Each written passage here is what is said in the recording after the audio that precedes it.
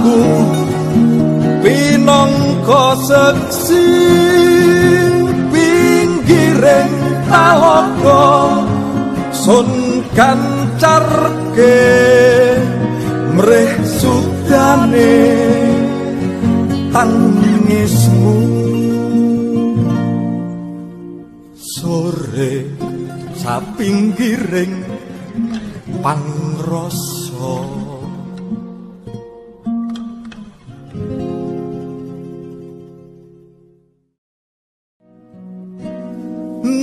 nana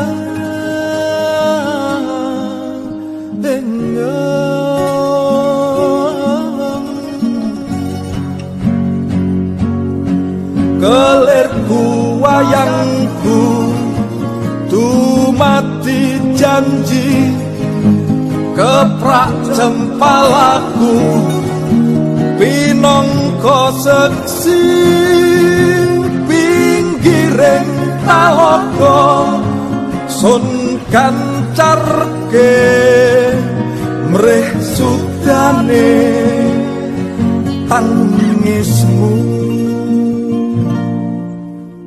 sore sapinggiring pangrasa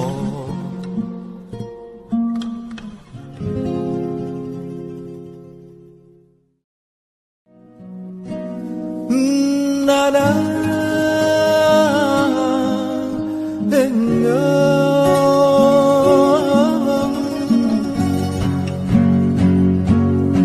kelirku wayangku tumati janji keprak cempalaku pinangka seksi pinggiring talaga sun kancarke mrih sudane tangismu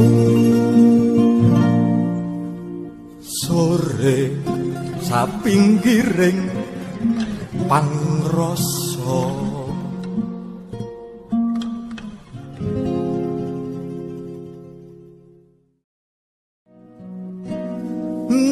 nana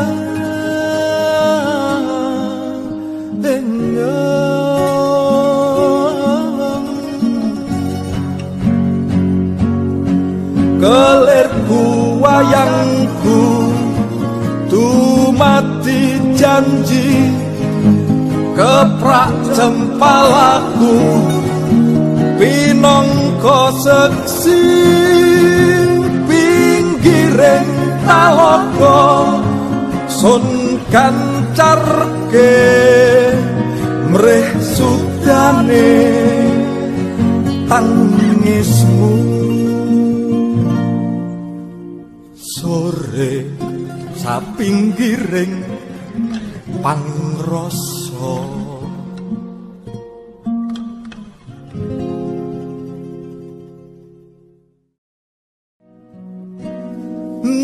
nana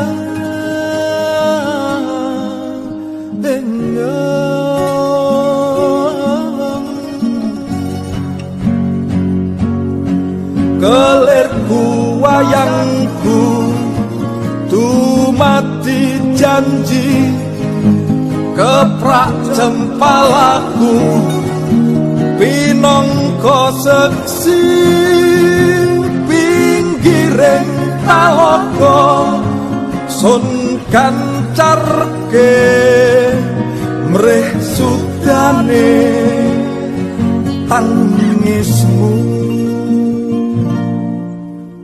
sore sapinggiring pangrasa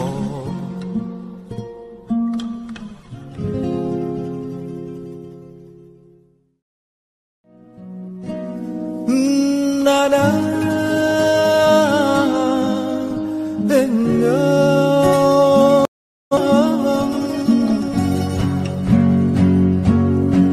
kelirku wayangku tumati janji keprak cempalaku pinangka seksi pinggir pinggiring talaga sun kancarke mrih sudane tangismu sore sapinggiring pangrasa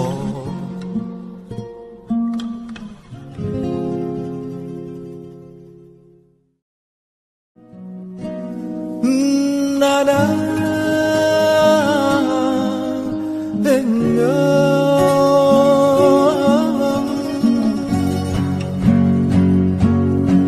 kelirku wayangku tumati janji keprak cempalaku pinangka seksi pinggiring talaga sun kancarke mrih sudane tangismu sore sapinggiring pangrasa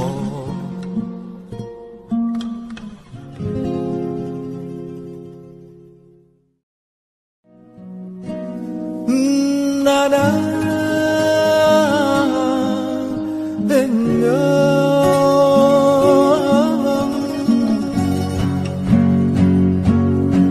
kelirku wayangku tumati janji keprak cempalaku pinangka seksi pinggiring talaga sun kancarke mrih sudane tangismu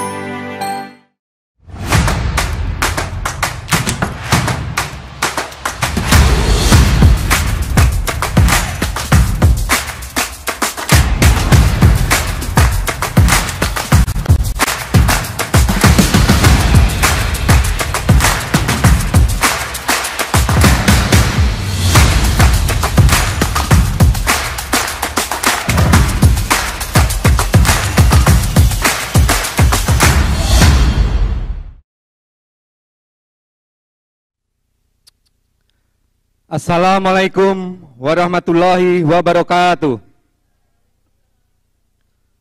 Salam sejahtera bagi kita semua. Om Swastiastu, Namo Buddhaya, salam kebajikan, Rahayu, Rahayu, Rahayu. Selamat malam dan selamat datang di Gedung Cak Durasim, Taman Budaya Jawa Timur dalam rangkaian Pekan Wayang Jawa Timur 2022. Boleh tepuk tangan biar agak hangat. Karena akhir-akhir ini cuaca sedang relatif dingin. Ya, Pekan Wayang Jawa Timur 2022 hari ini adalah hari yang ketiga. Kemarin hari Selasa kita sudah mengawali sore hari dengan kolaborasi 3 dalang bocah dari Surabaya, Ponorogo, Madiun. Kemudian ada 150 penari bocah juga yang menarikan wayang jekdong. Kemudian hari Rabu kita ada agenda mewarnai untuk anak-anak. Kemudian tadi sore kita sudah menyaksikan bersama di Pendopo Jaya Ngerono persembahan kolaborasi Tiga Dalang dari SMK Negeri 12 Surabaya.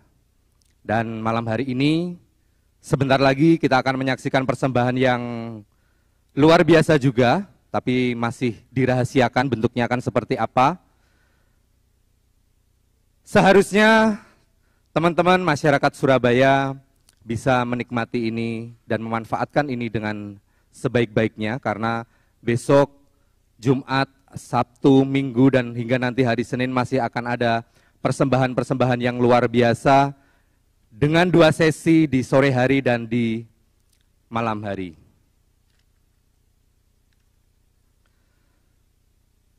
Dan terima kasih atas kehadiran Kepala UPT Taman Budaya Jawa Timur, kepada yang terhormat Bapak Samad Widodo SSMM. Kemudian yang kami hormati Bapak Ibu pemerhati seni dan budaya, serta sobat budaya dimanapun Anda berada. Dan juga rekan-rekan dari SMK Negeri 12 Surabaya, juga UKM Komunitas Pakar Sajen Fakultas Ilmu Budaya Unair Surabaya. Dan agenda untuk besok, saya akan beri bocoran. Jadi besok sore pukul 3 kita akan menyaksikan persembahan dalang remaja asal SMP 1 Dawar Blandong, Mojokerto. Kemudian juga siswa dari SD Banyulegi Kabupaten Mojokerto. Kemudian malam harinya besok akan ada persembahan wayang krucil dari Kediri. Kemudian hari Sabtu sore akan ada persembahan wayang bocah juga dari Sanggar Sarotomo, Surakarta. Kemudian dengan 2 dalang. Lalu malam harinya kita akan menyaksikan persembahan Cong Waindut, keroncong wayang gendut dari Surakarta.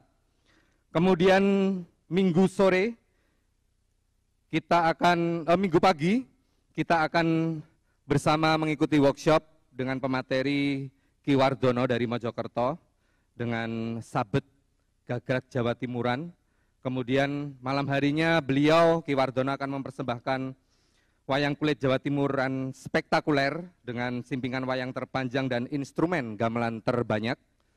Kemudian Senin tanggal 7 akan ada ruang rasa sarasean dengan komunitas Arjasura, Arek Jawa Timur di Isi Surakarta, yang nanti malam harinya Arjasura akan mempersembahkan karya wayang kulit kontemporer. Ya, sekarang saya akan memberikan bocoran untuk malam hari ini. Kita akan berjumpa dengan seorang dalang. Beliau ini asli Ponorogo, kemudian alumnus jurusan pedalangan di ISI Surakarta. Semenjak lulus, Mas Nanang HP ini menetap di Jakarta. Dengan perubahan kultur dan dinamika kehidupan di metropolitan, Mas Nanang menciptakan sebuah karya, walaupun ini sebenarnya karya yang kesekian kalinya, pernah membuat wayang jazz bersama pianis Mbak Lulu Purwanto, kemudian pernah membawakan atau membuat karya-karya dengan format yang benar-benar berbeda dengan pakem wayang kulit atau wayang purwo biasanya. Dan kali ini Mas Nanang akan membawakan karya wayang urban. Bagaimana wayang urban yang kita nanti akan saksikan bersama? Mas Nanang datang sendiri karena memang Mas Nanang berkeinginan untuk tidak membawa kelompoknya dari Jakarta maupun dari Solo. Jadi semua peraga wayang, pemusiknya dari Surabaya. Karena memang Mas Nanang berkeinginan untuk berkolaborasi dan bisa mentransfer ilmu dengan sesama teman-teman pekerja musik seni dari Surabaya. Makanya Mas Nanang datang sendirian. Dikenal dengan nama Nanang HP, ya, Nanang HP berarti menjadi duta IT. Adiknya namanya Nanang Laptop. Ini jadi dutanya Kominfo harusnya Mas Nanang ini. Wayang urban menjadi jembatan bagi generasi muda untuk mengenal wayang tradisi. Wayang urban bukan tujuan akhir. Wayang urban hanya sebagai media ungkap untuk menyampaikan muatan tradisi dalam bahasa hari ini atau kekinian. Generasi yang sering kali terkendala bahasa dan ritme pertunjukan akan terbiasa menyaksikan wayang melalui wayang urban. Setelah terbiasa, selanjutnya mereka akan tertarik menyaksikan wayang tradisi. Dibantu dan proses bersama dengan teman-teman Mas Joko Porong, Fembriona, Best Friend Project, boleh tepuk tangan, band dari Surabaya, peraga wayang dari Sanggar Baladewa, Surabaya, dan pemusik gamelan dari kelompok gamelan Sawung Galing Unesa, Surabaya. Dan sekali lagi, masih ada rangkaian Jumat hingga hari Senin, sore dan malam hari. Kami harapkan rekan-rekan, sahabat-sahabat semua, sesama pecinta seni, pemerhati seni dan budaya untuk terus bisa bergabung dan kita support bersama Pekan Wayang Jawa Timur 2022. Kita akan berjumpa di besok dan hingga hari Senin, dan mari kita saksikan bersama persembahan Nanang HP dengan naskah Surat Cinta untuk Dewi. Selamat menyaksikan.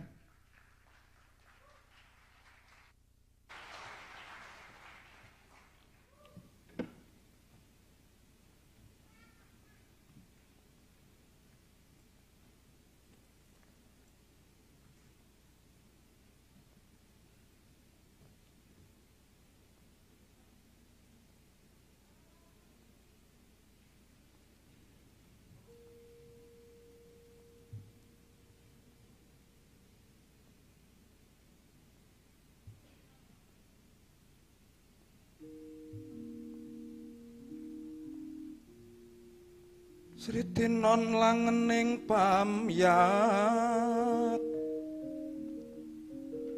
busana maneka warna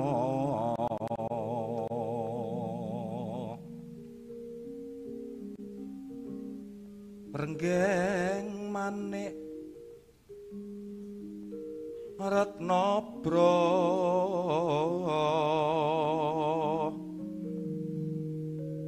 bandera layu kumitir sinrang pandresing maruta. Alunan nada seindah itu, kata-kata yang disusun oleh para pujangga di masa lalu, sedalam apapun maknanya, seberguna apapun isinya, kita sama-sama menyadari hampir separuh atau bahkan sebagian besarnya tak lagi kita pahami.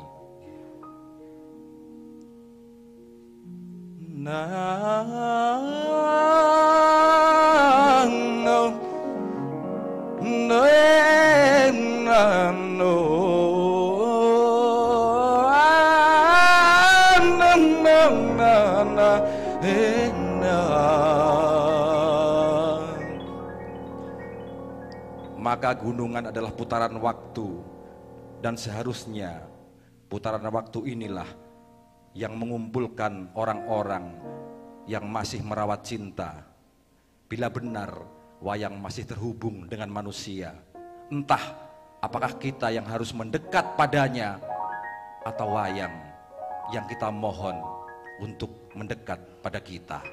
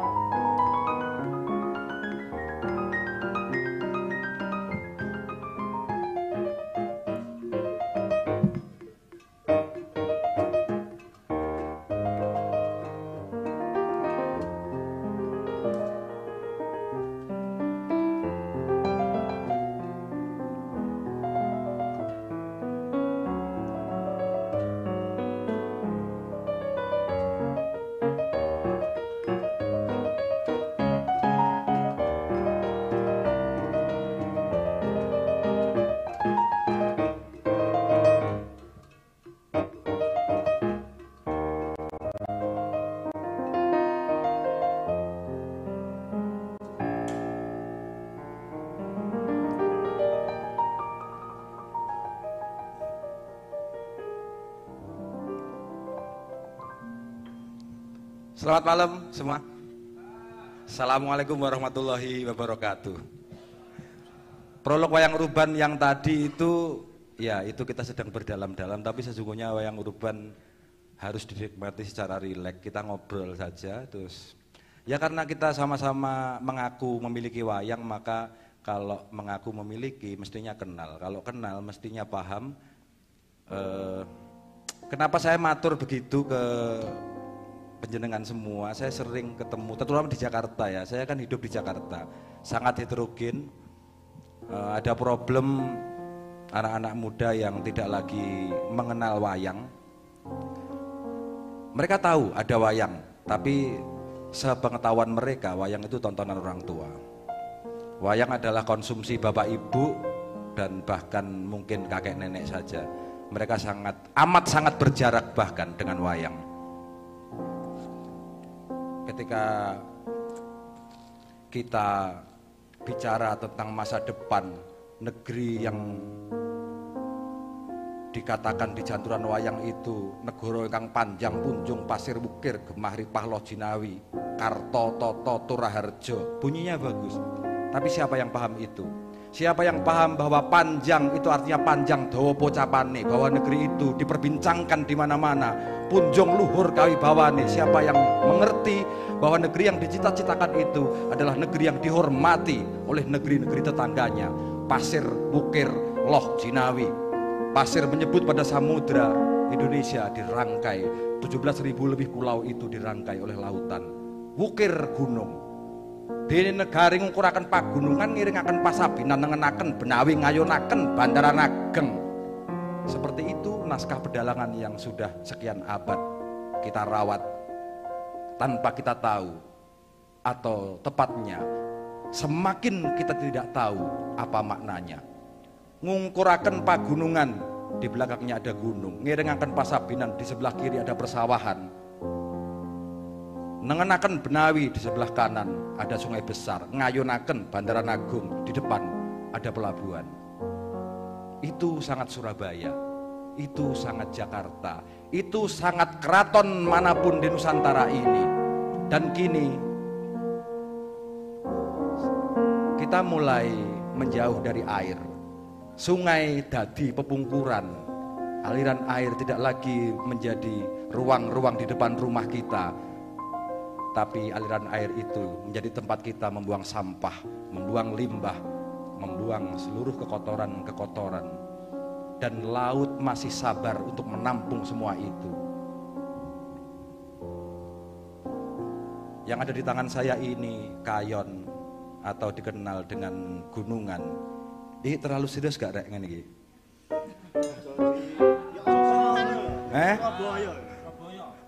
Rada santai ya. Ditambahi cuk ngono lho. Oh iya.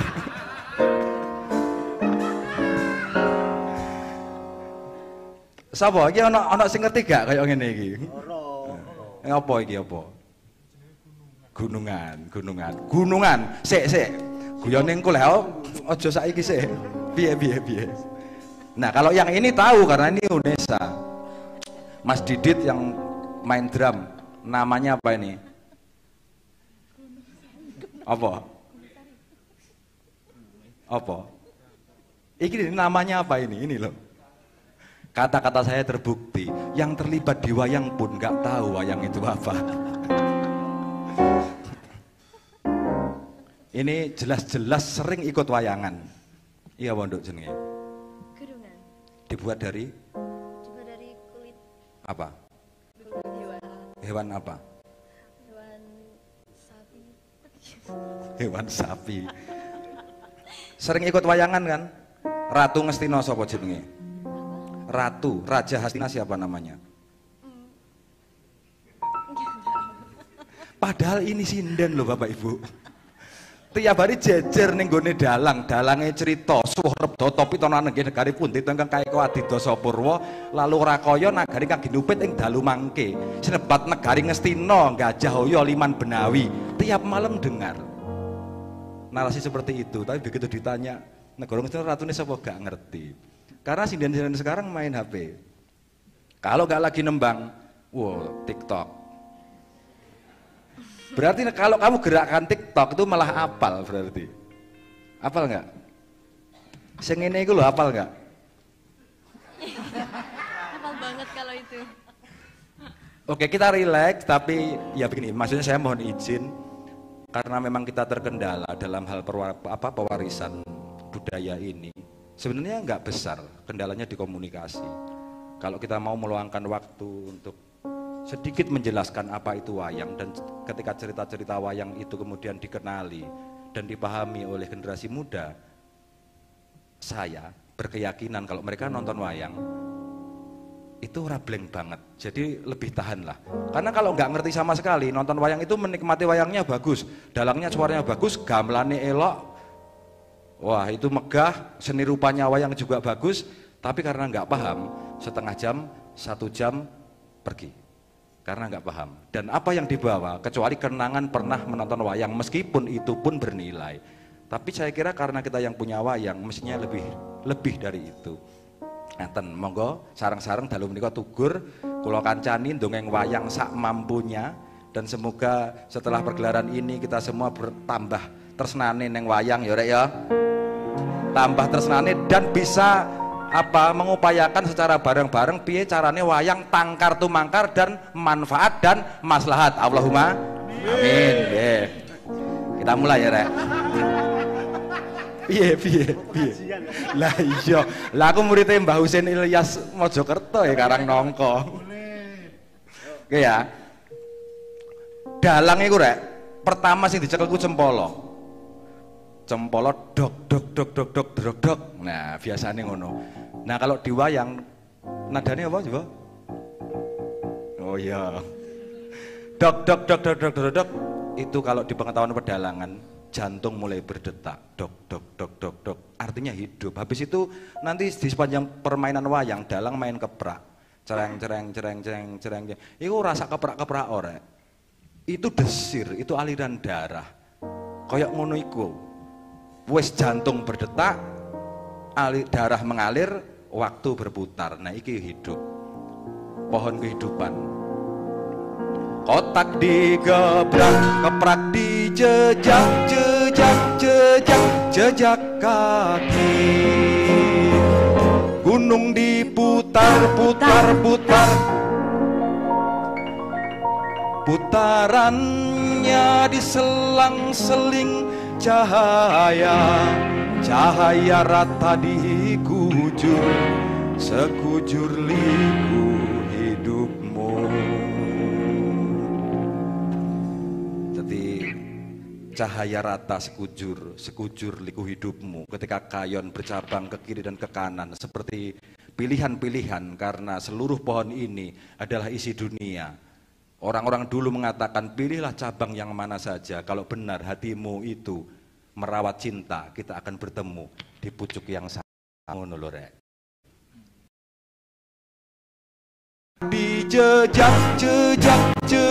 Jejak kaki.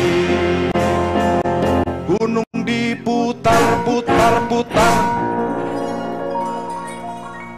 putarannya diselang-seling cahaya rata dikujur, sekujur liku hidupmu.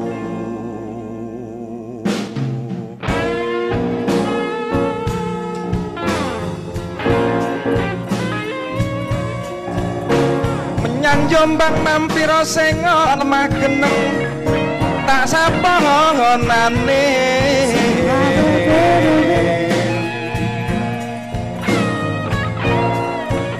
Nadyan ka sambang kirim ingon, wong lanang yen wis gak seneng apa mestine.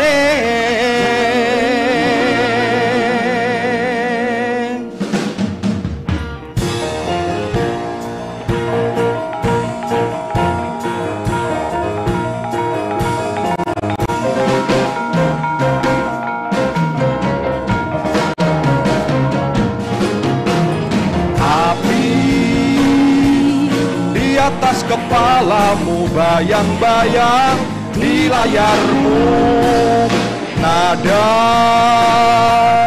dijejak jejak kaki, kisah-kisah riwayat negeri.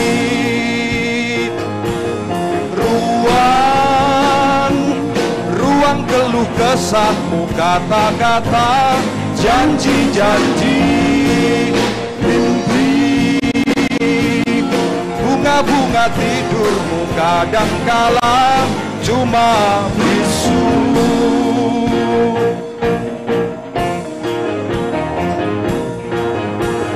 Padamu ku percayakan pecah-pecah yang tersisa.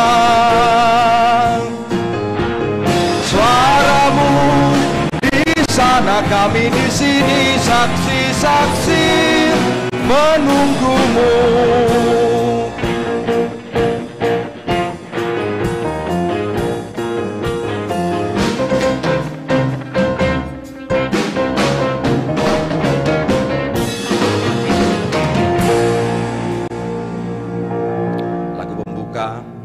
Kita mulai kisah malam ini dari sebuah negeri bernama Paranggelung. Negeri di lereng gunung, tempat mukim para wangsa pemburu. Negeri kecil yang baru saja mengangkat raja muda bernama Ekalaya.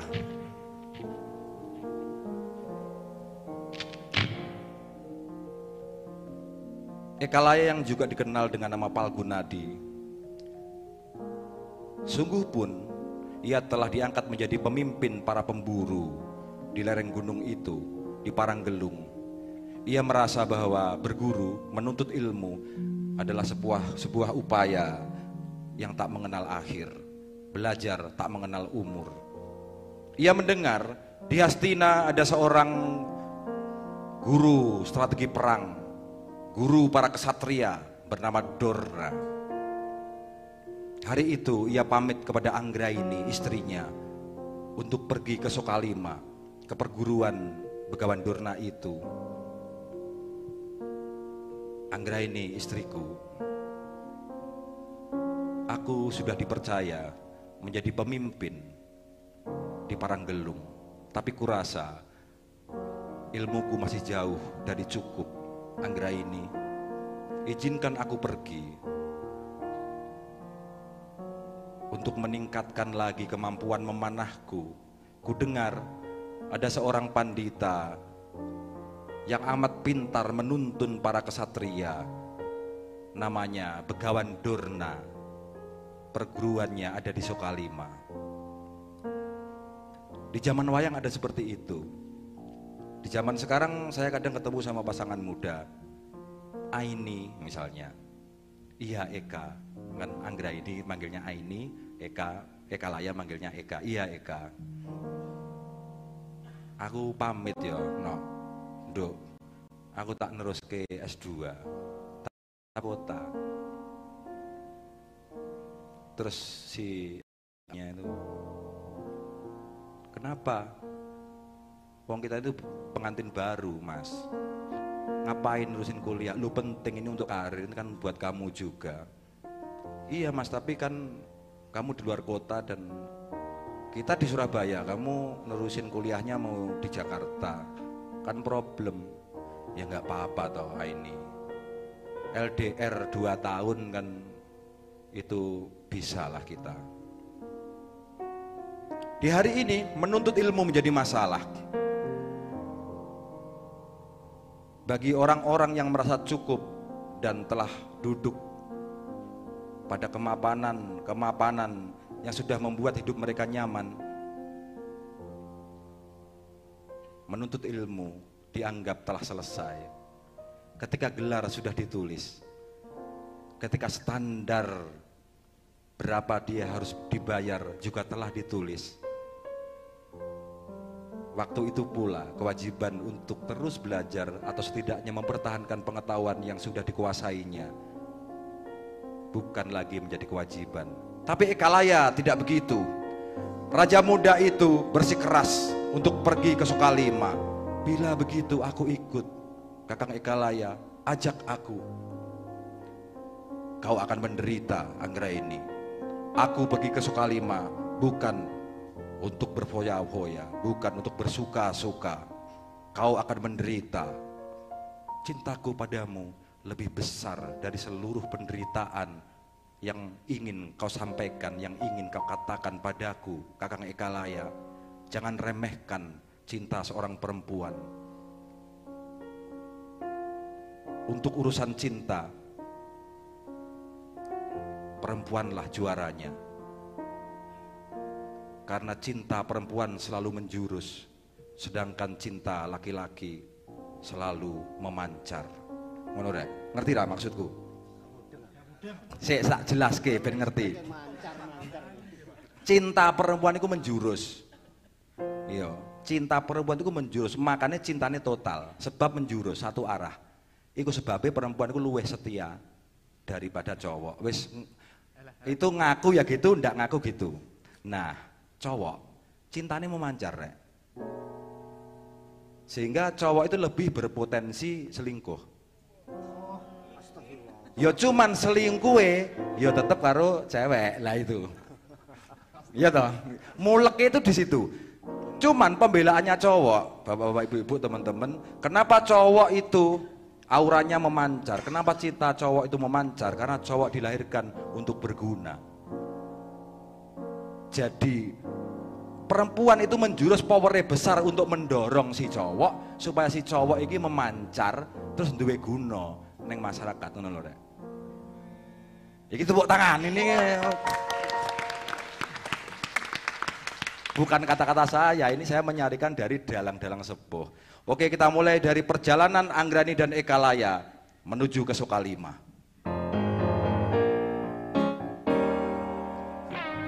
Doh Anggraini sotyaning sun,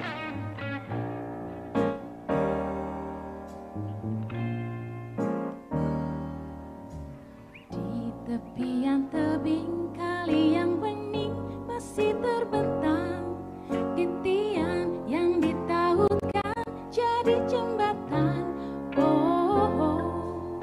Saksi jejak-jejak berjalan jeram-jeram janji.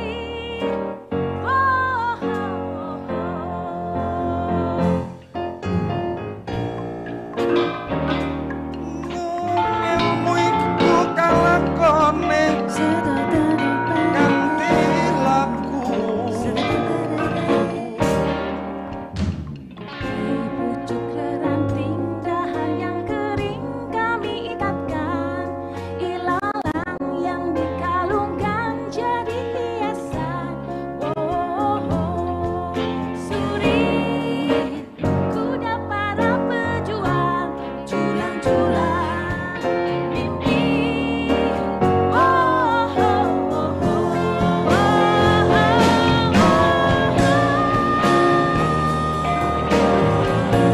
Ilmu iku kalakone kanthi laku.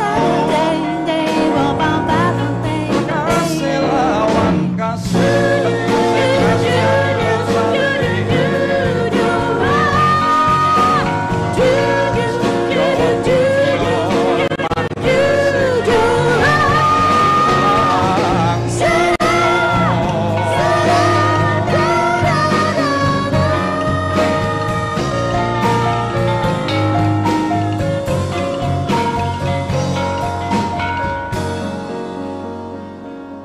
Setya budya pangekesing durang kara ilmu iku kalakone kanthi laku lekas lawan kas tegese kas nyantosani.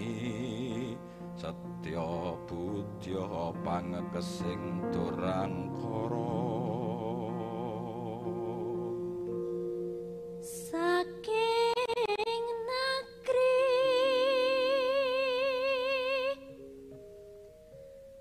Parangkelon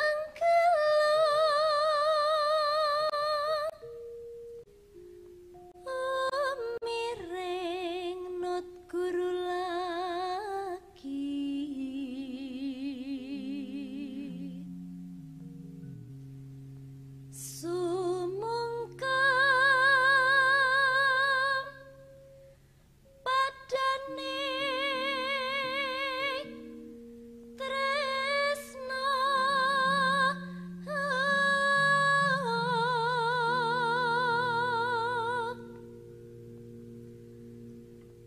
kasetyan kang tan maroni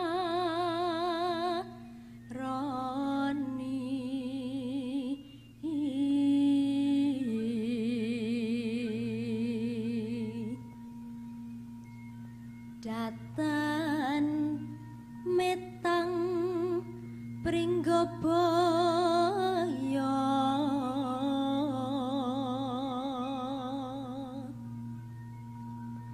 jiwang kaku tos ngabekti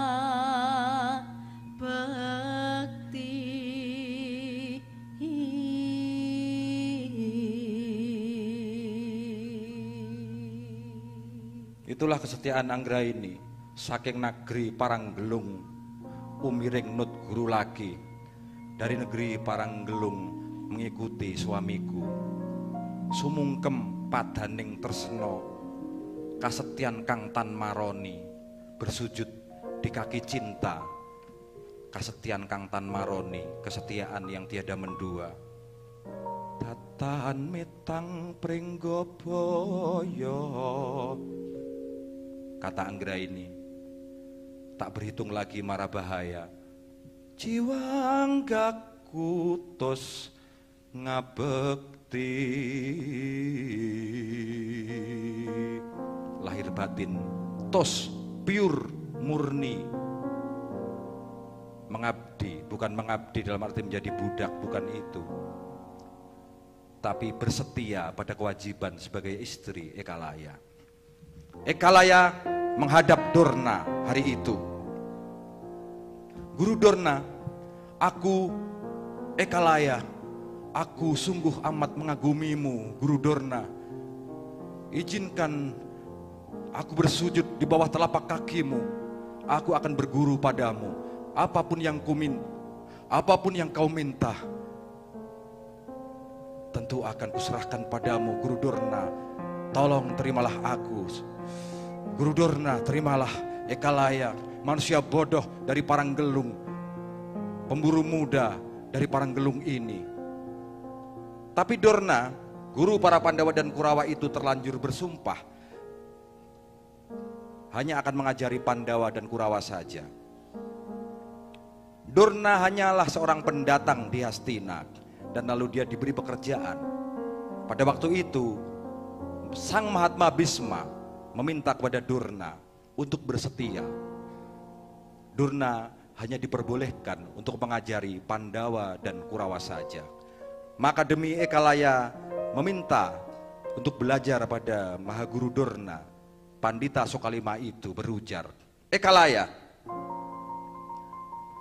jangan kau salah paham, tapi aku tidak bisa menerimamu. Hidupku telah terpenjara oleh sumpah. Seandainya aku seorang pekerja, aku dihidupi oleh Hastina yang menuntutku untuk setia pada mereka. Aku hanya bisa mengajari anak-anak mereka saja. Sama halnya ada sekolah-sekolah berbayar mahal yang hanya orang-orang tertentu yang bisa masuk ke sana. Ada anak-anak kecil yang sudah dicetak masa depannya karena orang tuanya mampu untuk membuatkan jalan lurus menuju pada cita-cita itu. Tapi orang-orang seperti Ekalaya, dengan bakat seperti Ekalaya, dengan kemauan dan kesungguhan seperti Ekalaya, hari ini dia ditampik oleh kenyataan itu. Kesungguhan ditampik oleh sebuah nilai bernama loyalitas dan janji bersetia kepada Tuan yang telah menggaji, kepada negeri yang telah menghidupi. Tapi Ekalaya bukanlah seorang pemuda yang mudah patah hatinya. Meskipun Dorna berujar keras, pergi kau Ekalaya, aku tidak bisa menerimamu nak, pergilah kau. Dari lumpur bekas tapak kaki Dorna itu dan rumput-rumput kering yang dikumpulkan oleh Ekalaya, Ekalaya membuat patung serupa Mahaguru Dorna. Ia bersujud menyembah telapak kaki patung itu. Dalam kesepian, dalam ketertampikan, ketika Ekalaya ditampik oleh kenyataan, ia tidak menyerah. Ia merentang busur panahnya dan memulai untuk memainkan busur panah itu. Dalam hatinya Tak ada orang lain, tak ada maha guru lain, hanya Dorna, satu tiada lain. Di kolong langit, di muka bumi, hanya ada Dorna. Hari itu berlalu begitu cepat. Batin Ekalaya yang sunyi mendengar sebuah bisikan. Ekalaya anakku, begitulah hakikat berguru. Begitulah hakikat memanah ketika kau percaya padaku. Patung Dorna itu tiba-tiba bisa bicara, meskipun hanya Ekalaya yang bisa mendengarnya. Ekalaya anakku, memanah bukan tentang bagaimana kuat tanganmu merentang busur itu, bukan pula tentang bagaimana kau memicingkan mata untuk tepat membidik sasaran. Bukan itu Ekalaya. Memanah adalah soal sepenuh perhatian. Cuma hatimu yang mampu, anakku. Hari itu Ekalaya tiba-tiba menjelma menjadi seorang pemanah yang hebat, bahkan mungkin lebih hebat dibanding Panengah Pandawa, Arjuna.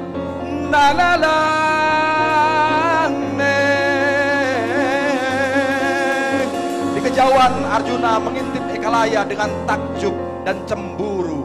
Mana mungkin ada kesatria dengan kemampuan panah melebihiku? Bukankah telah ditahbiskan, telah ditasbihkan oleh dunia, lelananging jagat adalah Arjuna mati wikwal doko payo katiu pengrono wanodyo dinalu kromo. Di mana ada guru, ia ingin mengajari Arjuna mati wikwal doko payo katiu pengrono. Setiap kesatria mengagumi Arjuna, cemburu tapi kagum diam-diam.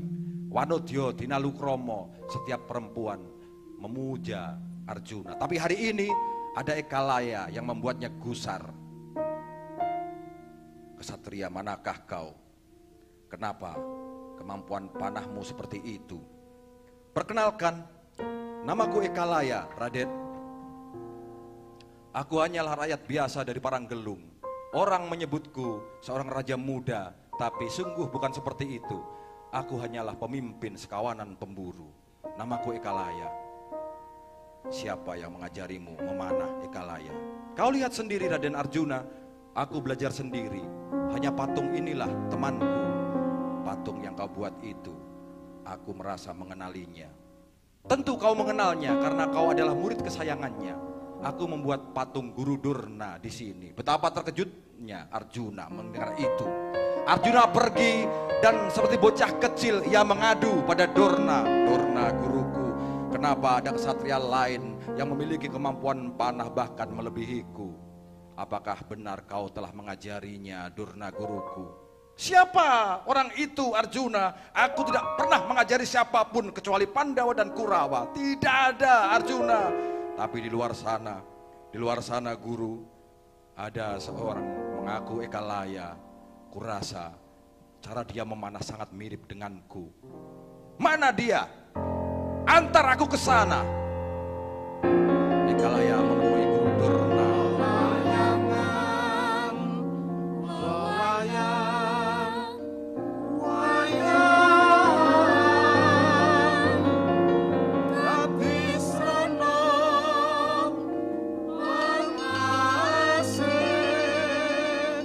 Inilah Ekalaya, guru. Benar. Ekalaya, berani-beraninya kau membawa-bawa namaku. Aku tidak pernah mengakuimu sebagai murid. Sadonya yo ayo yo ayo. Itulah gejolak dalam hati Guru Dorna. Sesungguhnya tak ada guru yang ingin membeda-bedakan murid, tapi Dorna telah terpenjara oleh janjinya pada para pembesar Hastina. Ekalaya, pergilah nak, jangan membuat masalah di sini. Aku tidak mengganggu, Guru Dorna. Aku hanya ingin dekat dengan perguruanmu. Aku tidak pernah melanggar batas-batas perguruan ini. Pergilah Ekalaya, kau mengganggu ketentraman Sokalima. Guru Dorna kehabisan akal. Ia ingin mengusir Ekalaya dengan cara yang lembut. Apakah benar kau ingin menjadi muridku, Ekalaya? Benar, Guru Durna. Opo sira sumurup? Opo syarate dadi murid? Apakah kau tahu syarat menjadi murid? Ya, aku tahu, Guru Durna. Percaya sepenuhnya dan menerima segala perintah. Dalam bahasa Jawa disebut pasrah bongkoan. Itulah berguru, itulah nyantrik, itulah ngenger. Bukan jual beli ilmu. Belum tentu kau bisa memenuhi permintaanku, Ekalaya. Coba saja, Guru Durna. Cobalah, siapa tahu aku bisa memenuhi permintaanmu itu. Kau kemari ingin belajar memanah dan kau membawa busur panahmu itu. Hari ini bila ku minta busur panahmu, Ekalaya, apakah akan kau berikan? Ekalaya tersenyum. Tentu saja akan kuberikan, karena kau yang meminta, Guru. Durna terkesiap. Ia salah menakar tekad Ekalaya. Gandewa, busur panah hanyalah alat, Ekalaya. Sesungguhnya adalah tanganmu yang menggerakkannya. Kini dengar baik-baik, Ekalaya. Bila yang ku minta adalah ibu jarimu, apakah akan kau serahkan juga?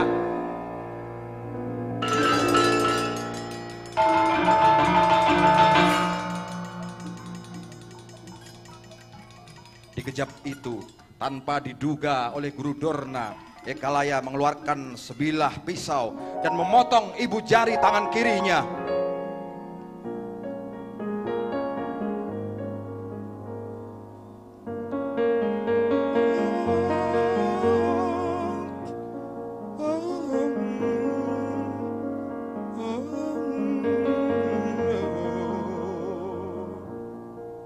Benarkah semahal itu pendidikan, seharga ibu jari seorang pemanah? Benarkah semahal itu? Tinggal Arjuna yang salah tingkah karena dia merasa dialah yang menjadi sumber dari semua kekacauan ini. Dihampirinya Ekalaya, tapi Ekalaya bilang, Raden Arjuna, kau tenanglah Raden. Semua ini bukan kau yang menjadi penyebabnya. Ini adalah urusanku dengan Guru Durna semata-mata. Bahkan aku masih bermimpi berlatih bersamamu, Raden Arjuna, dalam suatu waktu. Jangan pikirkan tentang ibu jari tangan kiriku ini. Telah kukorbankan demi kepercayaan Guru Durna, meskipun aku tetap ditampiknya menjadi murid di Sokalima. Tapi bila kau mengizinkan, akan kutemani kau untuk berlatih hari ini, Raden. Manusia macam apa kau, Ekalaya? Kata-katamu begitu lembut, tapi kurasa penuh dengan racun. Kau seperti menantangku, kau seperti menghinaku, Ekalaya. Tidak, aku memang bersungguh-sungguh, Raden Arjuna. Marilah berlatih panah, akan kutemani. Pilihlah sasaranmu, Raden Arjuna. Aku akan mengikuti, membidiknya. Arjuna merasa ditantang oleh Ekalaya. Arjuna lupa diri hari itu. Dia mulai menyiapkan busur panahnya dan memilih sasarannya. Pucuk daun! Panah Ekalaya lebih cepat dan lebih tepat dibanding panah Arjuna. Burung terbang! Masih lebih cepat panah Ekalaya. Kelelawar terbang senja, masih lebih cepat panah Ekalaya. Arjuna merasa dipermalukan hari itu. Di ujung kegentingan itu, Arjuna membidik jantung Ekalaya.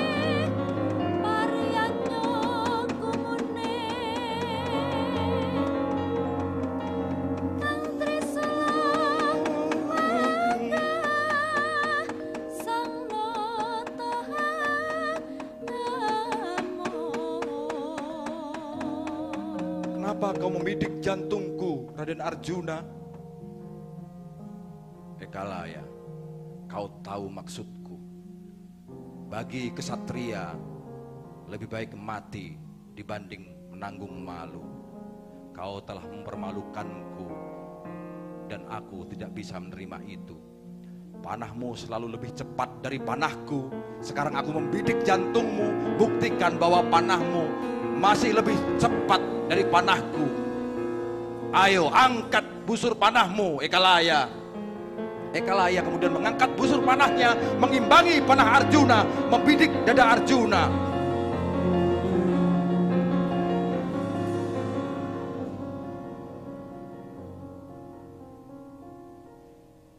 Dan itulah hari naas Arjuna. Karena begitu ia melepaskan panahnya, Ekalaya hanya berdiam diri saja, mematung sambil tersenyum, dan sama sekali tidak berniat untuk melepaskan anak panahnya. Betapa harga diri Arjuna hancur. Ekalaya, manusia macam apa kau? Ketika hidup kau mengalahkanku, kau mempermalukanku, dan caramu mati membakar harga diriku sekali lagi. Apa? Ekalaya, jangan mati Ekalaya. Itulah salah satu hari terburuk Arjuna. Sehingga ketika kelak Arjuna disebut sebagai lelananging jagat jejampuling bawono, Arjuna tidak tiba-tiba menjadi lelananging jagat seperti itu, karena dia sudah pernah berkubang di kubangan api berkali-kali, sehingga Arjuna bisa sematang itu. Tanggunglah Arjuna, tanggunglah sendiri, karena begitulah api cemburu membakarmu. Lihatlah Anggra ini yang memangku jasad suaminya itu. Perempuan setia dari Paranggelung itu memangku jasad Ekalaya. Arjuna menghampirinya. Anggra ini, akulah sumber semua kekacauan ini, dan kau berhak untuk menuntut balas padaku. Kau berhak untuk membunuhku demi membalaskan kematian suamimu. Terimalah keris di tanganku ini, Anggra ini, dan bunuhlah Arjuna, karena aku layak untuk menerimanya. Tapi apa pilihan Anggra ini? Apakah menuntut balas dan membunuh Arjuna? Bukan itu. Kesetiaan Anggra ini jauh lebih besar dari dendamnya. Kesetiaannya pada Ekalaya sekali lagi jauh lebih besar dari dendamnya. Keris yang ia terima dari Arjuna bukan untuk membunuh Arjuna, tapi ia tusukkan ke dadanya sendiri.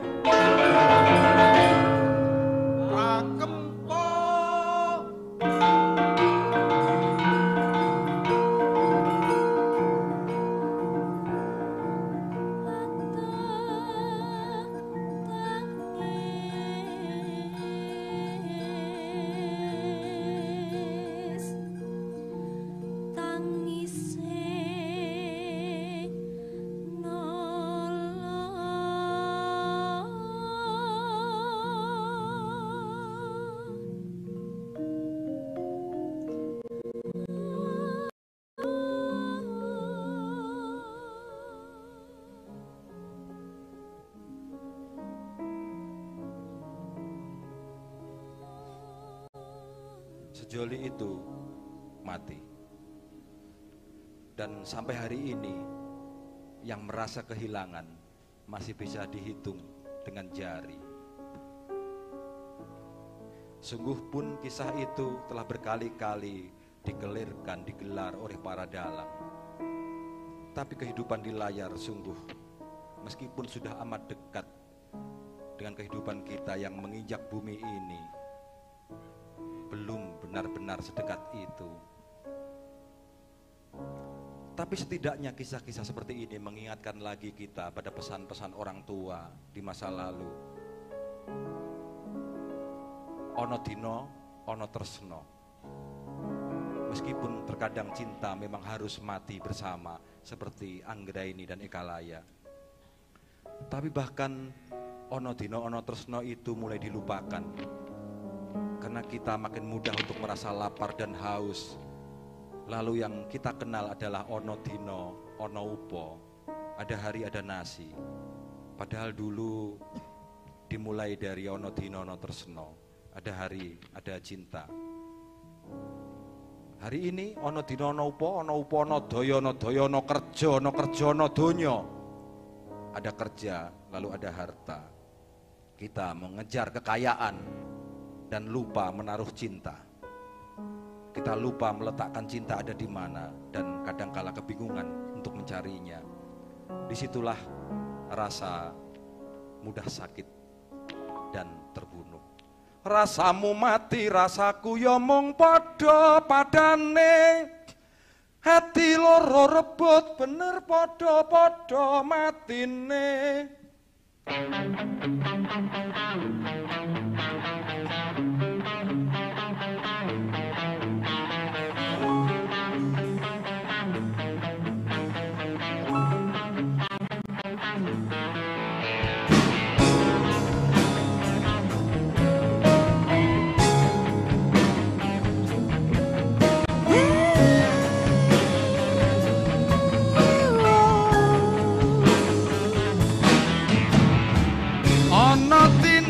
Ana tresno kleru, ana dina ana upa, iya, ana upa ana daya, ana daya ana kerja, ana dina ana tresno kleru, ana dina ana upa, iya, ana upa ana daya, ana daya ana kerja. Ana dunya ana tresno lelek kok mangkono ana dina koncatan tresno.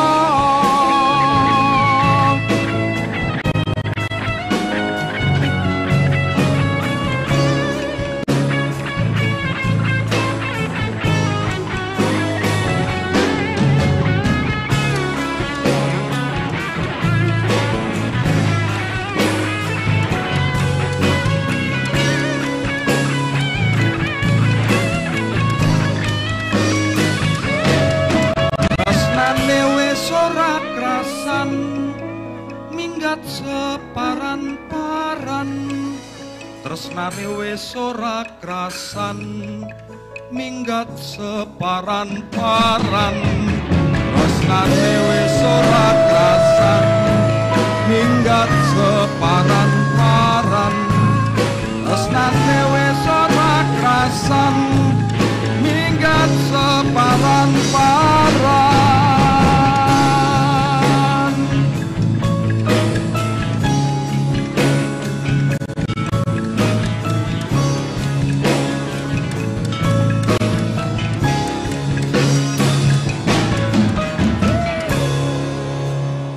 Tresnane wis ora krasan minggat separan-paran. Ini kalau wayangan berarti pindah padet. Tadi padet 6 perang gagal, saiki padet pira? 9 nek cara Solo, nek cara Jawa Timur padet pira, Dok? Padet 10. Piye kaya? Gini, jadi saya mau jujur ke Bapak-bapak, Ibu dan penonton semua. Yang sempat kita garap ya ini sampai sini nih. Tapi masih saya belum pengen berakhir sehingga setelah ini sebenarnya belum digarap secara ini. Nah tapi kolaboratif itu ya begitu. Coba kita main spontan. Cara-carane tak suwiri dadi selawe, jupuk papat kari selikur. Ya tabono kan. Tak pikiri gak melok duwe, ora liwat dadi sedulur. Ngono-ngono iku ra wis usume lo cakdo. Blek pitung uang bojomu ndablek cepitno lawang. Eman-eman ayo nendur sing bisa dipangan pangan. Wah, kapan-kapan saya mau belajar apa cek dongan, sapa ngerti ya rada lumayan. Ini kalau di wayang kulit biasanya adegan anu goro-goro, kita break sebentar, satu komposisi dari Best Friend Project dan Gamelan Sawunggaling Unesa.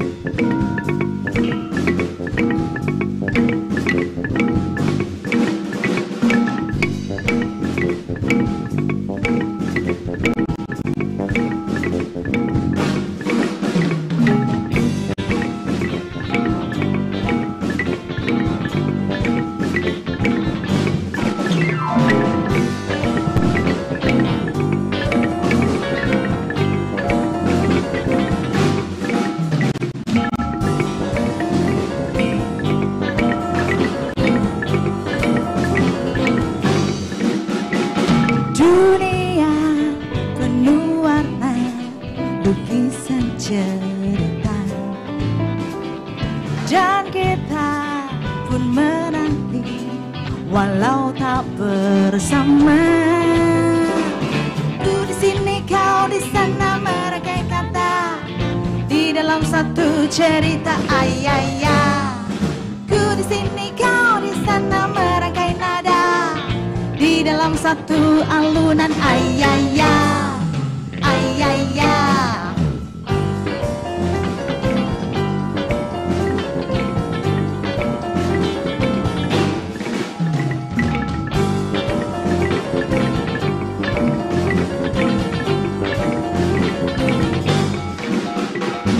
Dunia penuh rona di dalam pesona, dan kita terus menanti untuk berbagi mimpi.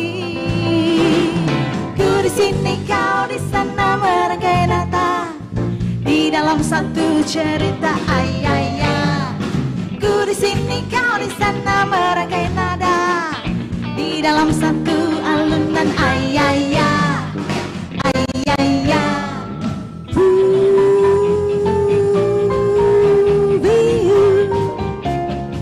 Ayaya,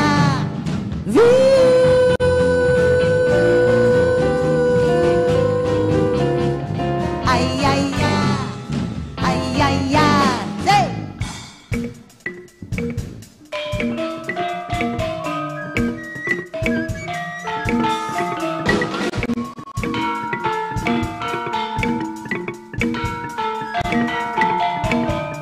Tepuk tangan buat gamelan. Tepuk tangannya penonton.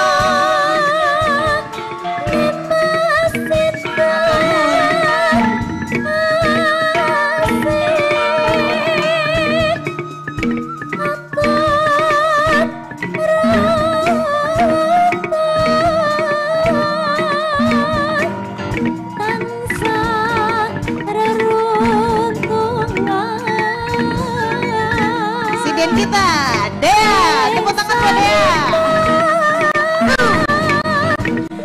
Sabotedo, paparapepo pepo,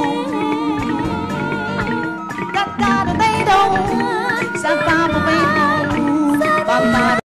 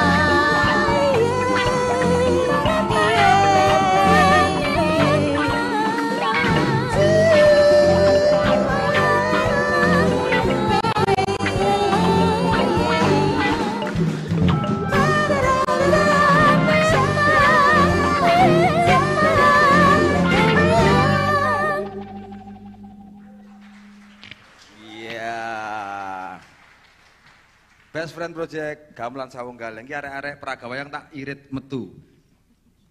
Neng kono gletakane ngawur tenan peh nganggur itu glebak-glebak. Ayo lu gua kene madhep rono. Ayo kiri kanan.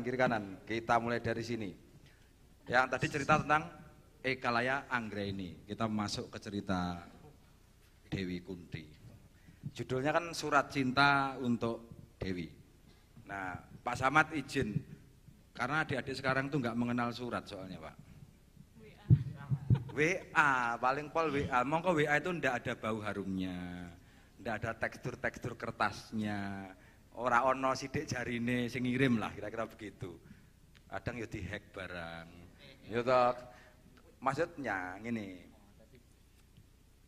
Apa-apa sing resmi itu kan nganggo surat toh. Misalnya surat apa ijazah ya bentuknya surat ya kan. Itu surat. Nah, nembak cewek ya ngono ya.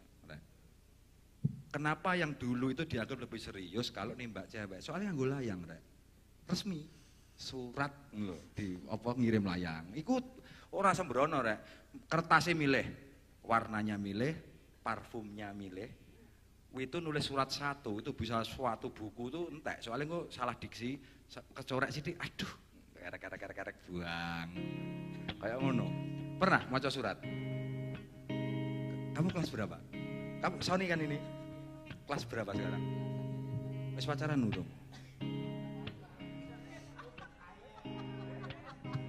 Gak payu, Pak. Oh, wis gak apa-apa lah ya, gak apa-apa Son ya. Pokok mendualang bagus, Son. Wis tak dongake entuk pacar ayu. Ya. Amin. Sirinya begini. Ndak ada perempuan ndak cantik di mata lelaki yang tepat. Ya, eleng-eleng ya. Nah, masuk ya. Nah, perempuan nek cantik kayak Dewi Kunti, diangkat no Dewi Kunti ini. Anaknya aja sih. Nah, yang diangkat Sony namanya Dewi Kunti, seorang putri dari kerajaan Mandura. Wis biasa anak raja, privilege dapat, dasare ayu, pinter, sekolahnya dhuwur, karirnya bagus. Nih Dewi Kunti.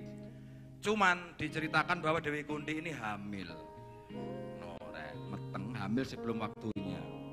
Kelingan marang wong tua kang gagal didik marang anake.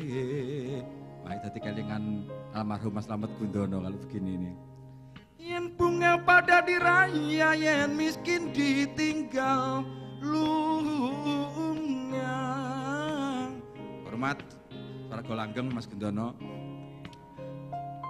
Dewi Kunti hamil, padahal dia adalah anak raja. Tidak sepatutnya memberi contoh yang enggak bagus buat perawan-perawan di kerajaan Mandura. Tapi Dewi Kunti merasa harus mempertahankan kehamilannya itu. Orang-orang lalu mendengar cerita bahwa Dewi Kunti dihamili oleh Dewa Matahari, oleh Bathara Surya. Tapi gak mlebu ning lare kita, Rek. Mosok srengenge menghamili, mosok berjemur hamil, Rek. Itu kan ora nalar. Nah, lalu kemudian orang mulai membuka-buka library, membuka-buka perpustakaan. Oh, zaman dulu ada kepercayaan namanya pagan. Kita memang pernah menyembah unsur-unsur alam iku, Rek. Srengenge, rembulan, angin, api dan seterusnya.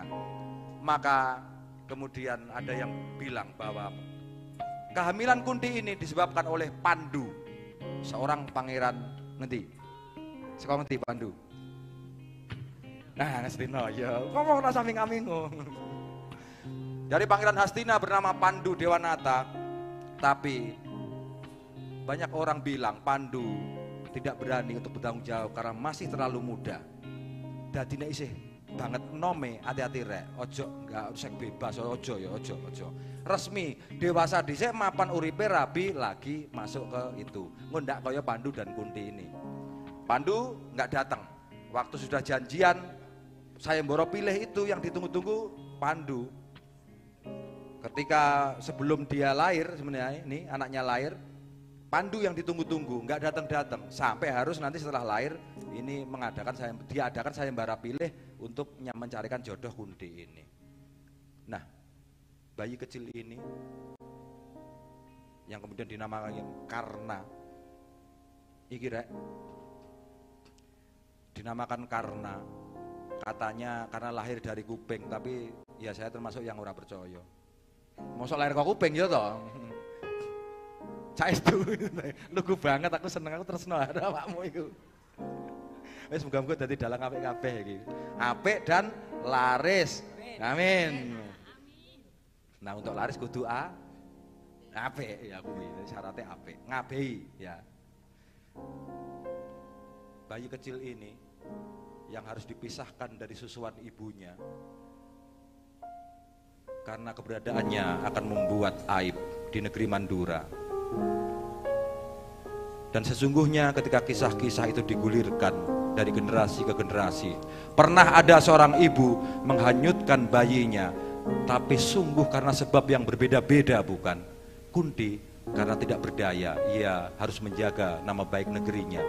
Tapi suatu waktu kita ketemu dengan bayi dibuang neng selokan, ya ora, neng arep stasiun, neng tempat sampah, kadang dikubur sing dangkal. Banyak bayi-bayi seperti itu. Sopo ngerti rek bayiku yo cerdas koyok Karno. Siapa tahu dia juga mestinya menjadi kesatria seperti Karno ini.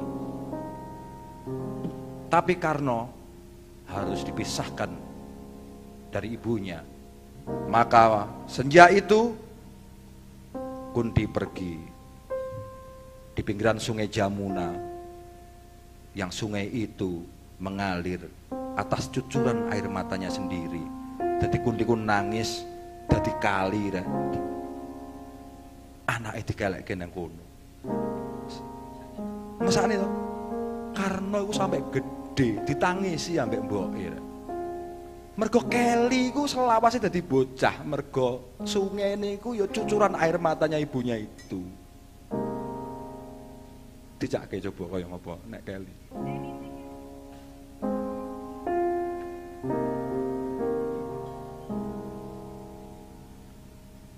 Lelapkan tidurmu, ku lepas engkau sayang. Dirinya gelombang sungai air mataku,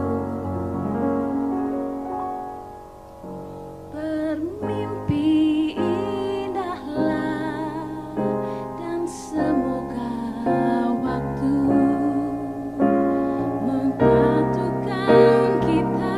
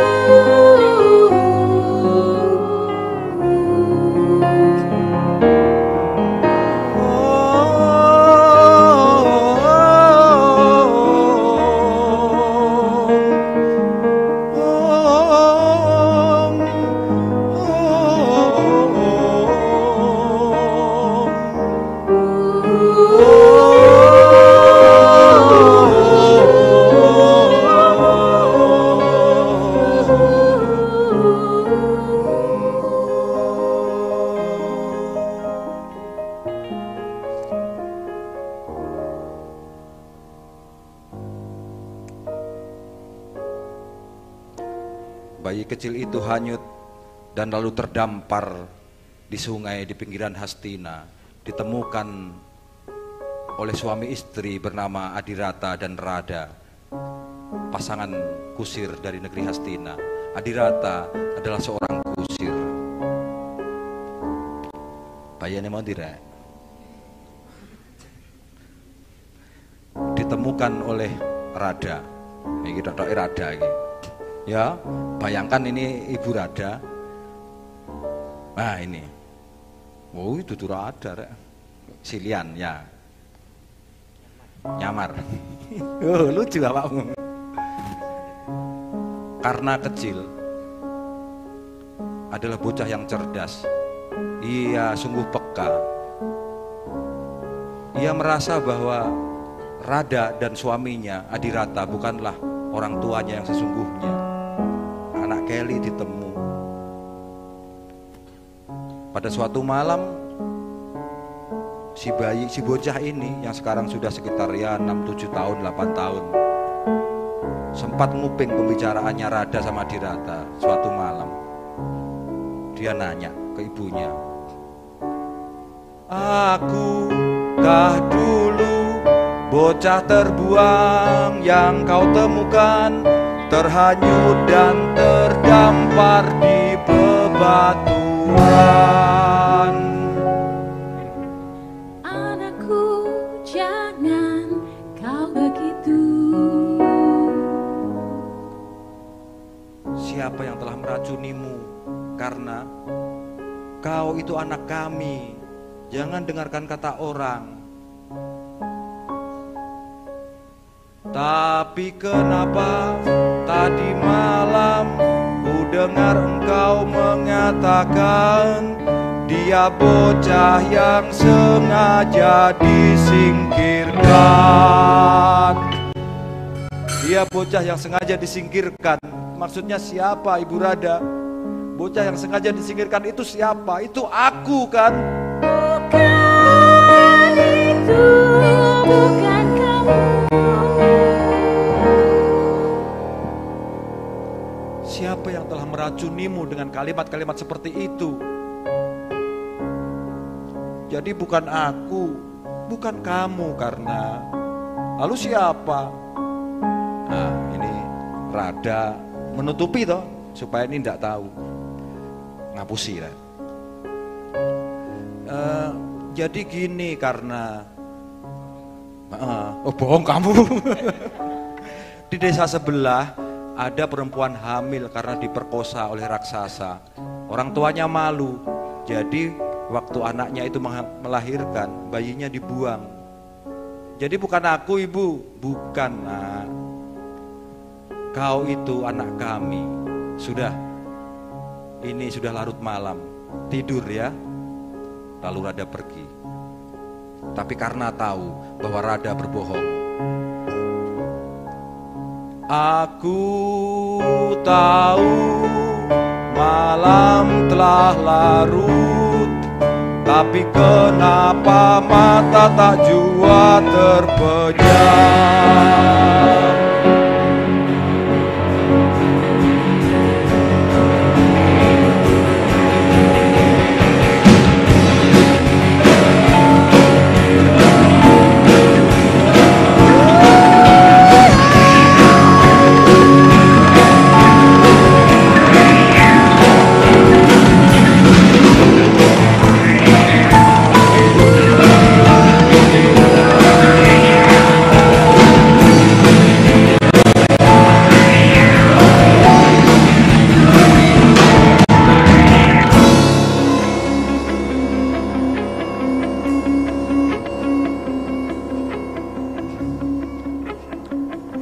Karena kecil telah tumbuh di Hastina, tiba-tiba ia menjadi idola setiap remaja di Hastina. Di setiap gang-gang kecil di perempatan ketika anak-anak muda nongkrong ditanya, siapa idolamu? Karena. Siapa yang kau banggakan? Karena. Sopo? Karena. Sing buanter. Sopo sing tak senengi? Karno. Sopo? Karno. Loh, merdeka. Ya,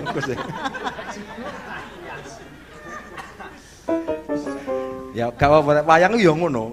Kita pokoknya seluruh perasaan itu kita alami, ngono ya, Rek. Nggih, Pak. Wis bener. Pokoknya karo dadi idola di sana. Ngastina itu nggone para Kurawa. Setiap kali ada kumpul cah nonom ditanya sapa idolamu? Karno. Pengen dadi kaya sapa? Pengen dadi kaya Karno, seperti Karno. Gegap gempita para Kurawa. Kami Kurawa. Kurawa, Kurawa, Kurawa.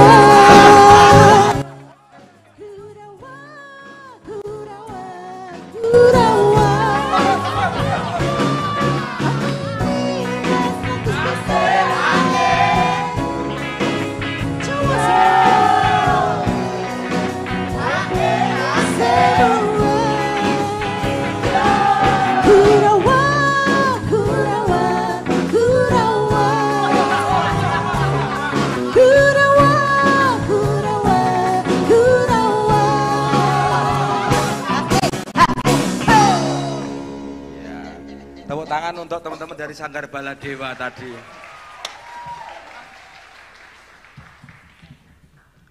Saya kira banyak anak-anak seperti Karno. Kadang kita ketemu di stasiun. Kalau semisal kita itu Dewi Kundi, rek, ngerti, kan kelangan bocah anak lanang. Ono pesta pora. Sing nilah sisa makanan cah cilik lanang kaya Jojo kaya Karno. Ketika ono bocah dadi tukang semir sepatu nang stasiun, nyemir sepatune para Pandhawa, sing kuwi anake Kunti. Aja iku Karno anakku. Ono pesta pora sing korah-korah piring kaya sapa bocah kaya Jojo kaya Karno anakku. Itu kata Kunti.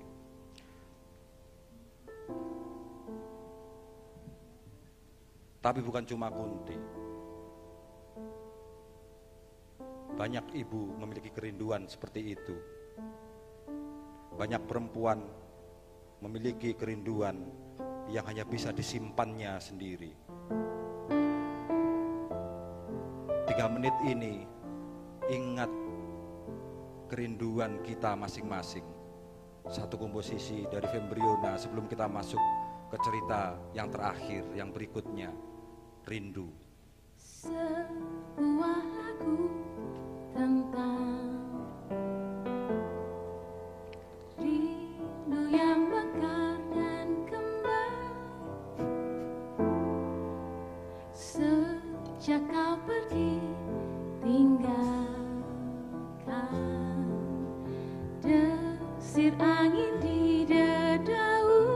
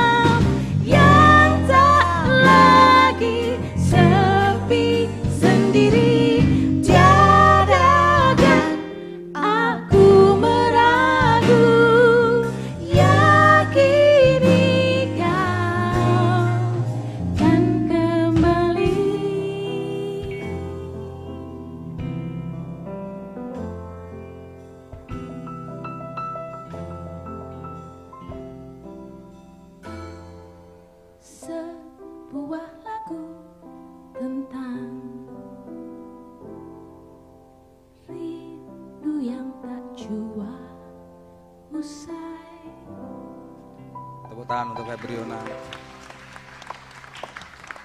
Dan lagu Rindu ini memenangkan kompetisi UK Songwriting Contest tahun 2017. Kita lanjut, tinggal sepertiga lagi, mudah-mudahan masih betah. Dikit lagi. Suwe lang. Hah? Suwe mah. Sing suwe. Wayangan sewengi ngene rek. Wong sak ngono? Iya. Aja to.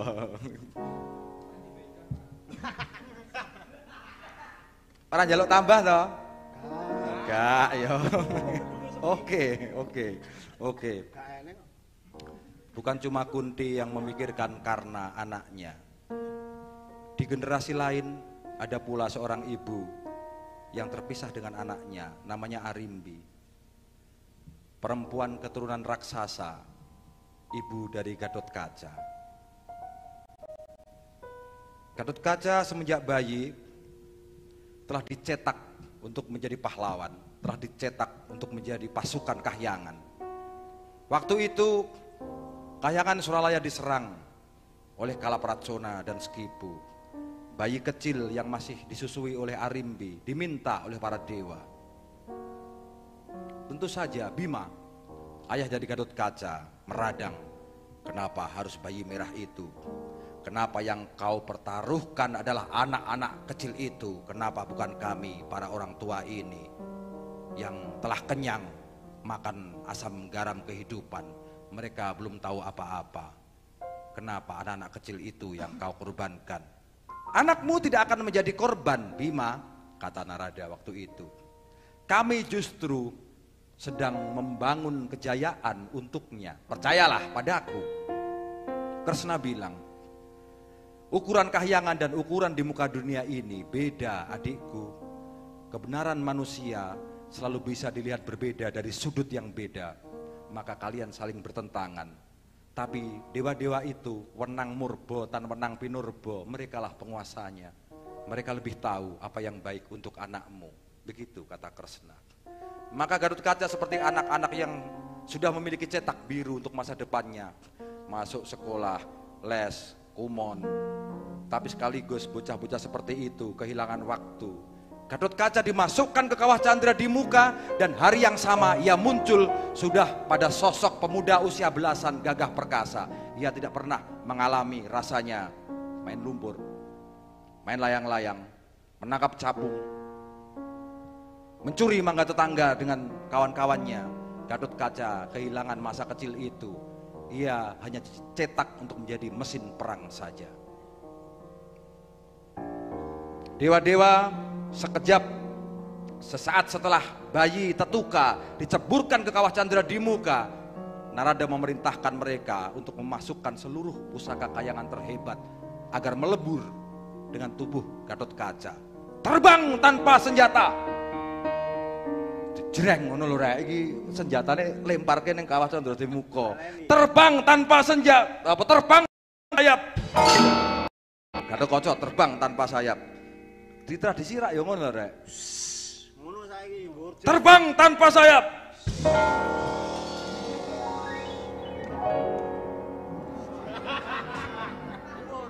Dhuwur. Oh iya. Superman ini. Kak, tak takoni, kenapa Superman terbangnya gini? Oh, mesti nutupi dodone ngene. Nek ngerti apa? Ora iso. Kene kan nang tulisane S to. Terbangnya gini, kalau gini takut esnya mencair, ngono rek.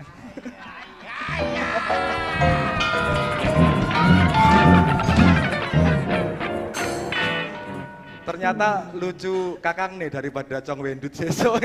Besok lucu Cong Wendut, adiknya Mas Worong itu nanti gendut dalang. Tekan ngendi mau? Tajam tanpa senjata. Mergo duwe ismu gunting, Gatotkaca itu serba besi. Kalau pernah dengar kan otot kawat, balung wesi, kulit tembogo, sungsum, gegolo. Ngerti lah gegolo? Nah. Wes kacau tenan iki. Diinstal sudah kalau misalnya itu komputer program Gatotkaca itu ya, karena serba logam ya. Berarti adalah anti api. karena masuk api Gatot Kaca ora apa-apa. Anti karat karena serba logam. Anti rayap. Aku ngajak edan kok, aku jane wong bener becik lho. Mesti dijak nungsang jempale ya kadang-kadang katut. Nah, begitu Gatot Kaca muncul sebagai pemuda usia belasan yang gagah perkasa itu, dia segera dihadapkan pada musuh kayangan, Sekipu dan Pracona. Ayo, endi Gatot Kaca musuh kayangan, hadapno ning ngarepku.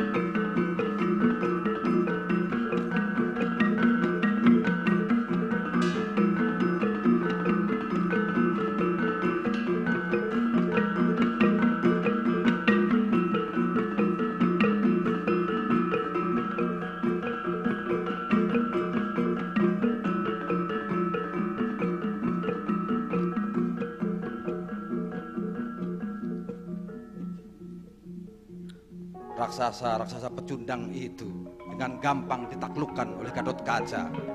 Tapi hari-hari Gatot Kaca selanjutnya adalah hari-hari tentang penaklukan, hari-hari kemenangan.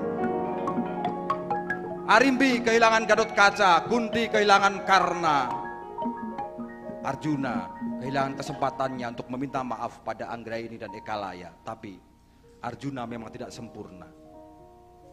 Tapi sungguh pun tidak sempurna, Arjuna tetaplah menjadi lelananging jagat. Tidak ada yang harus sempurna. Maka Arjuna kemudian bergerak dari kegagalan ke kegagalan, dari kejatuhan ke kejatuhan, hingga ia mampu menempa dirinya seperti logam yang dibakar hingga murni, lalu ditempa sepadat-padatnya. Kata dewa-dewa, kelak Pandawa dan Kurawa memang harus berseteru. Terserah kalian akan memilih menginjakkan kaki di sudut yang mana, di pihak yang mana. Bhisma atas dasar terpenjara sumpah harus membela Kurawa.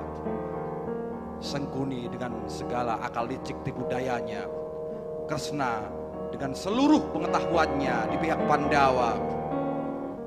Habis sudah waktu untuk saling merindui, karena akan datang hari kita harus memilih pihak yang mana yang harus kita bela.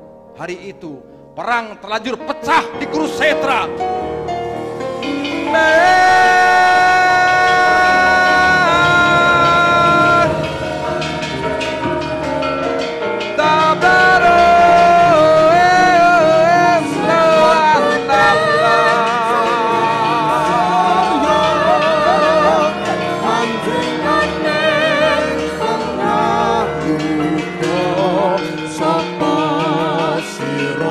Langit merah saga,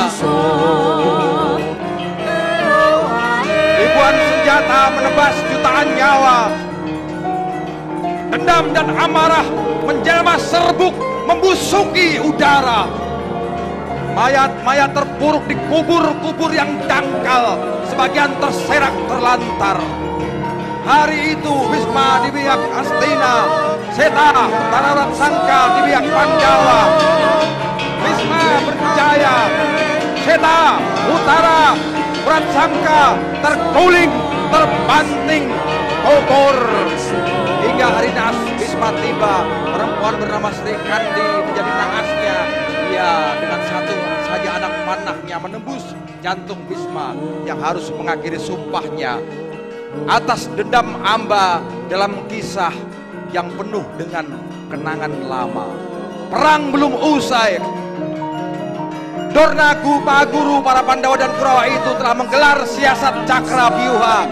Abimanyu, anak 16 tahun itu masuk ke lingkaran labirin. Ia masuk dan tak bisa keluar lagi. Ia dikeroyok oleh seluruh pendekar-pendekar kesatria utama Hastina. Anak 16 tahun itu mati sudah.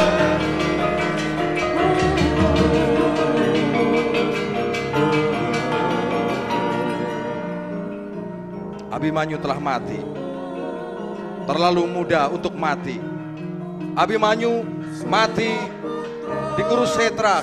Ada pula Abimanyu yang lain mati di Semanggi, mati di Kanjuruhan, entah di mana lagi.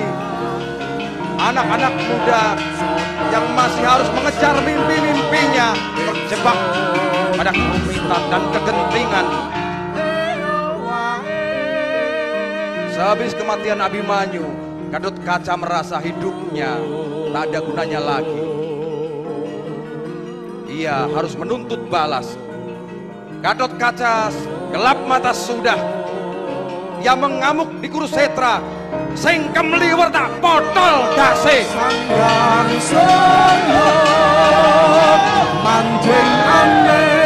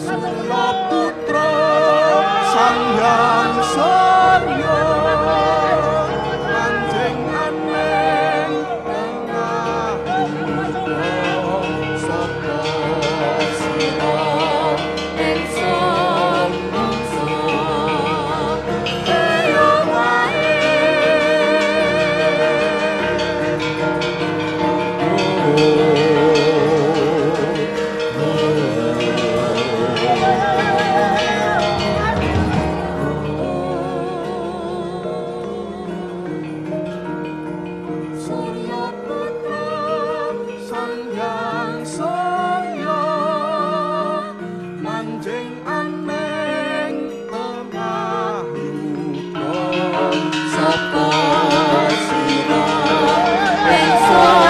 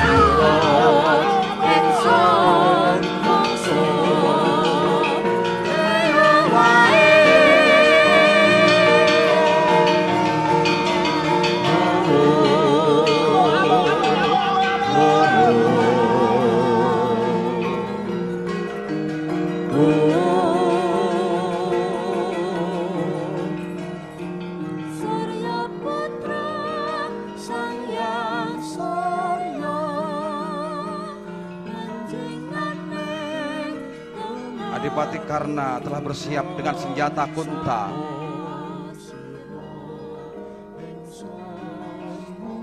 Senjata kunta yang mestinya harus ia persiapkan untuk Arjuna.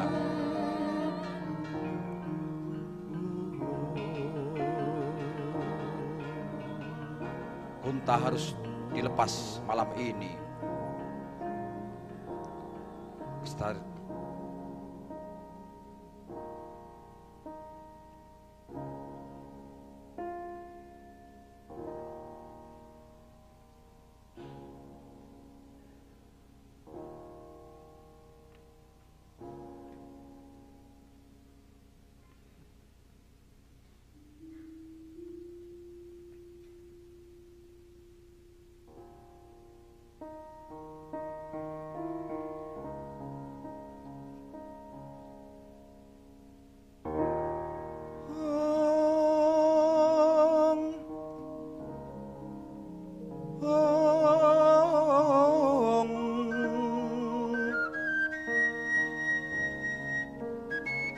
Sri tuntom bale lumut mreganggeng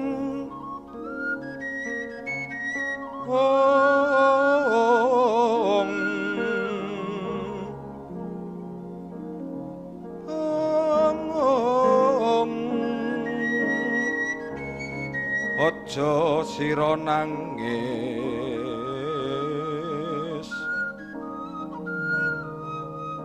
tangis wong lara bronto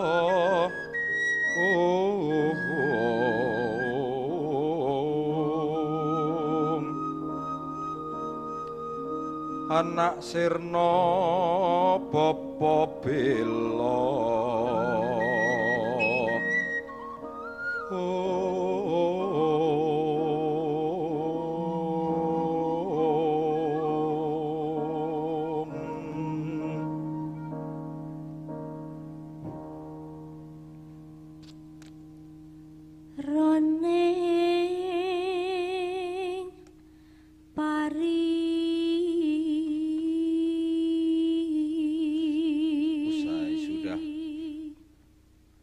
mengendaplah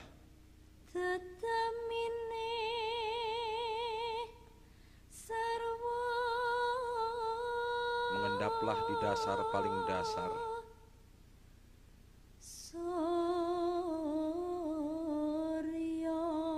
mungkin akan jadi humus siapa tahu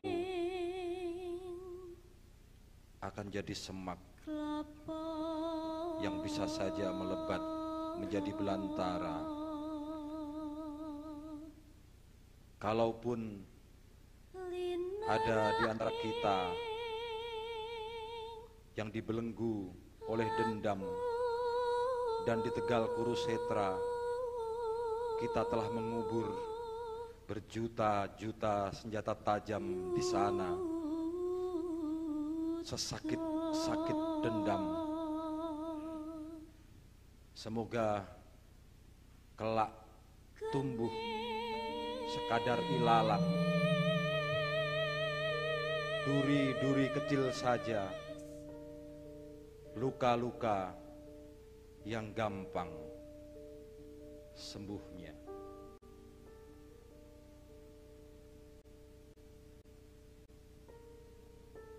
Terima kasih.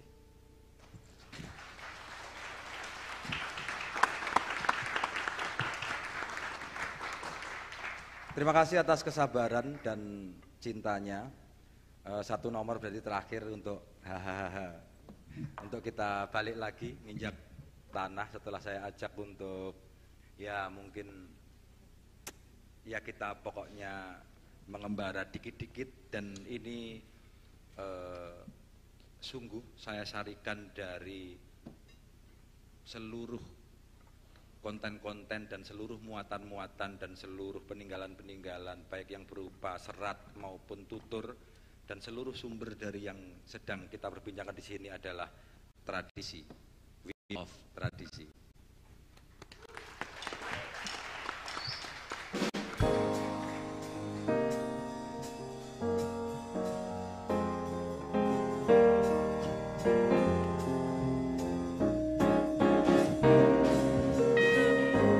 Sorkoro eneng kemae nemu rondo saanake suwengi bolong tengah timbang inceng mlebu omah esuk nakir surya nakir sing ditakir godhonge kara esuk mikir surya mikir sing dipikir ora rumangsa.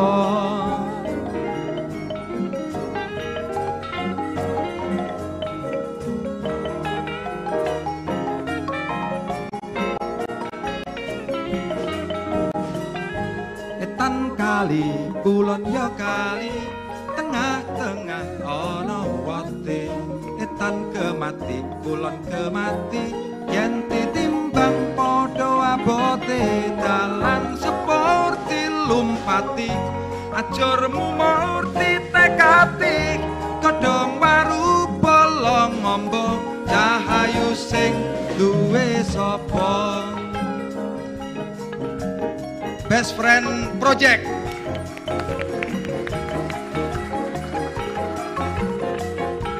Gamelan Sawunggaling Unesa.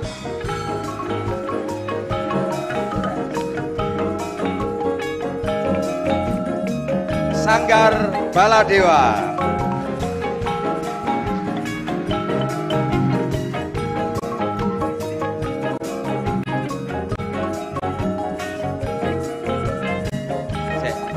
Fembriona Edi.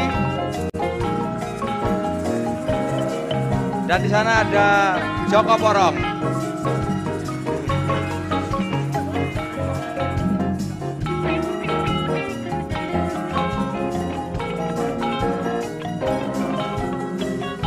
Esok nakir, sore yo nakir, sing ditakir godhonge kara. Esok mikir, sore yo mikir, sing dipikir ora rumangsa. Pagi parkir, sore parkir, sing diparkir mobil penganten. Pagi mikir, sore mikir, sing dipikir tidak understand. Pagi parkir, sore parkir, yang diparkir mobil penganten. Pagi mikir, sore mikir, sing dipikir tidak understand. Sing dipikir tidak understand. Sing dipikir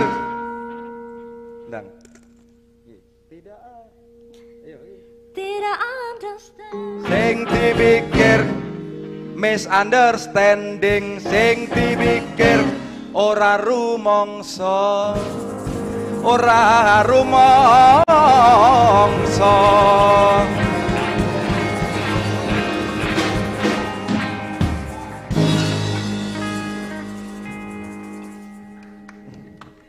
Matur nuwun.